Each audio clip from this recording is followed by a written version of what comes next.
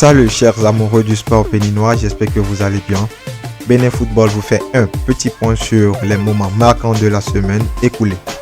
Notamment, on démarre avec les Guépards du Bénin qui sont sortis par la petite porte, mais avec le plus grand honneur et la parfaite satisfaction de cette Coupe d'Afrique Maroc édition 2025-2026. Lors des huitièmes de finale qui a opposé l'Égypte et le Bénin, on a observé une première partie très intense entre les deux équipes qui s'est soldée sur un score de 0 but partout et notamment un moment fort qui a entraîné les Guépards du Bénin à évoluer à 10 pendant près de 5 minutes car l'attaquant béninois Tosin Aegon, qui respecte scrupuleusement les recommandations de ses staffs médicaux en club comme en sélection, portait une bande de kinésiologie à titre préventif ainsi qu'une culotte moulante à vocation protectrice.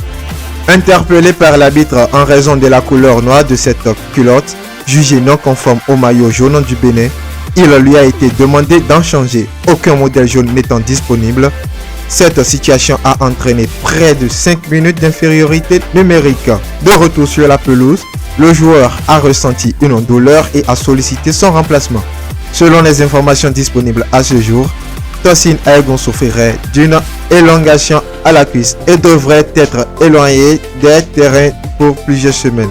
On lui souhaite bon rétablissement. Ensuite, à la deuxième période, après avoir été mené au score, le Bénin a rapidement réagi en égalisant grâce à une réalisation de Jodel Dossou. Les Guépards du Bénin ont su montrer un caractère féroce face au pharaon de l'Égypte, ce qui leur coûtera encore 30 minutes de prolongation pour espérer se qualifier. Mais dommage, le Bénin finira par craquer face à l'Égypte au cours de la prolongation. Score final 3 buts à 1. Une désillusion totale, mais quand même, on pourrait dire merci aux Guépards. Le peuple béninois est fier du parcours réalisé par l'équipe nationale de football. À travers leurs engagements, leur courage et leur détermination, nos joueurs ont porté haut les couleurs du Bénin et fait vibrer toute la nation. Cette élimination en quart de finale de la CAN 2025 ne doit en aucun cas être perçue comme un échec, mais plutôt comme une étape importante dans notre progression. Il ne faut pas s'arrêter à ce résultat, au contraire, il faut continuer à travailler avec sérieux, humilité et ambition afin de normaliser ce type de parcours et viser encore plus haut. Le talent est là, le potentiel est réel et l'expérience acquise lors de cette compétition servira pour l'avenir. Les Béninois croient en leur équipe et espèrent la revoir revenir encore plus forte, mieux préparée et prête à écrire de nouvelles pages glorieuses de notre football. Évidemment, une prestation qui n'a pas échappé aux yeux de Claude Leroy, ex-sélectionneur de l'équipe nationale du Bénin, qui félicite les efforts des Guépards pour leur 5e participation à la CAN. Les Guépards du Bénin ont montré un jeu plus abouti et décroché une victoire. Pour Claude Leroy, ces progrès sont le fruit de réformes par le gouvernement pour restructurer le football béninois. Engagé, il dit notamment si le Bénin est à ce niveau aujourd'hui, c'est parce que le président Talon a mis le paquet pour développer le foot. Explique-t-il, saluant notamment la construction des stades et le recrutement d'entraîneurs qualifiés. Il note aussi les résultats visibles. Petit à petit, on assiste à une émergence.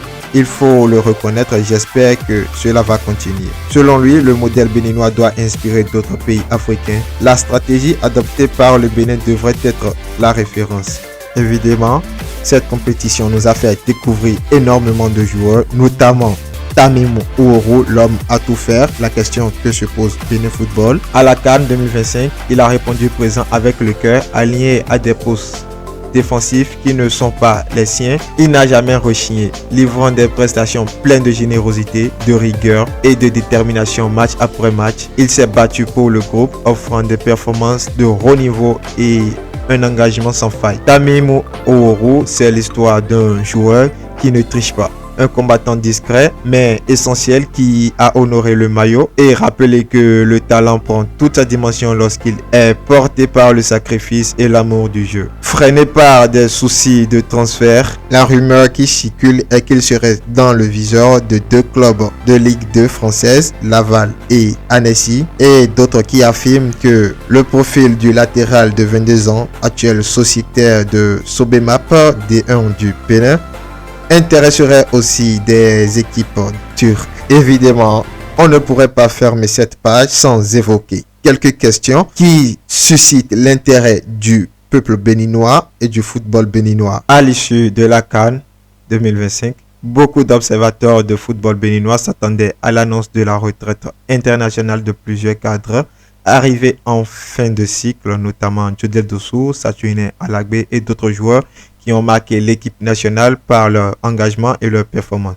Cependant, aucune annonce officielle n'a encore été faite. Les principaux concernés n'ont pour l'instant ni confirmé un départ, ni exprimé clairement leur volonté de ne pas poursuivre avec les Guépards. Notre média ignore donc si ces retraites interviendront dans les prochains jours ou si ces joueurs continueront l'aventure en sélection nationale. L'avenir nous le dirait et vous, dites-nous ce que vous en pensez en commentaire.